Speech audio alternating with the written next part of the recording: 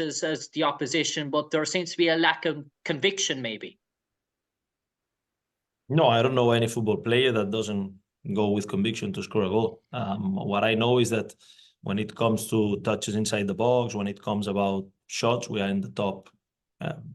I'm not sure in all the stats, but I think it's the top 6 or top whatever, top 4 in terms of touches inside the box and so on. So I don't think it's about lack of bodies. I don't think it's about lack of conviction.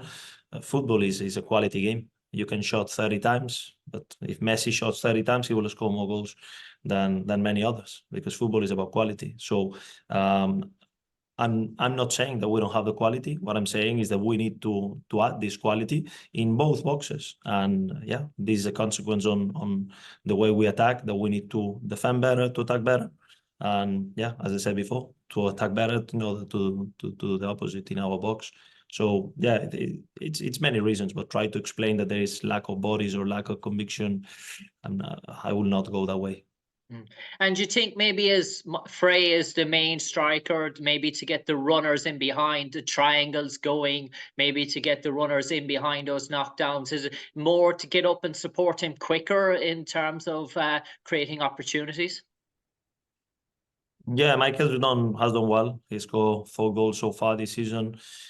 Some difficult games for him. I remember Blackburn, then suddenly we get a red card, so the game scenario is very difficult.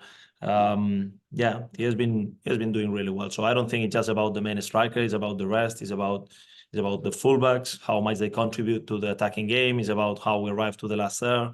It's about the second line runs, 8-10 in that sense. Nico, we know that he's a player that can add a lot in these second lines. That Lucas is a player that tend to arrive, as he did in the first game against West Brom, really well from the second line. We have all the players. Sam Field has scored some important goals for us over the last months coming from the second line. So it's a contribution of a lot of factors. And then we know that now Ilias is back, so it's a very good news. We know that Caddy is getting more and more to know all the players. Koki is adapting to the league and improving. He had a very good game, I think, against Hull. So yeah, it's about these small individual parts that at the end will create the collective performance that we're looking for. You mentioned that X factor, and Ilias Chair, obviously, we know he's the capability of being that sort of X factor. Is it that sort of dynamism, the guy who can drop his shoulders, swivel on a sixpence, bend one from 30 yards into a top corner, just to lift the flange, to elevate the place, to elevate the players? Do you think that is something that Ilias can provide, maybe just to raise the whole atmosphere, the energy of the team when he comes back? Because he has that ability to do that, maybe where other players mightn't have that ability to bend it in from 30 yards or stuff like that. Just sheer moments that you can't really coach. Yeah, I definitely think that we shouldn't expect now that Ili will come and be the saver, and now because Ili is back, he will score a hat-trick every next game, because that's not going to happen. We need as well to understand that he has been, for such a long period, I think it's been around 12 weeks, without playing competitive football. It was a very good news that he could play some minutes against Derby and against Hull. So he's improving his form, and he's improving his impact on the games. And yeah, definitely we need to be patient. But at the same time, there is no doubt that he's one of our most important players. He has been showing, not only over the last year, but since he has been playing English football, how good player he is. He's a fantastic player when it comes to the last third that can make the difference. And yeah, we definitely are happy that he's back, and I'm very sure that he will be very important for us.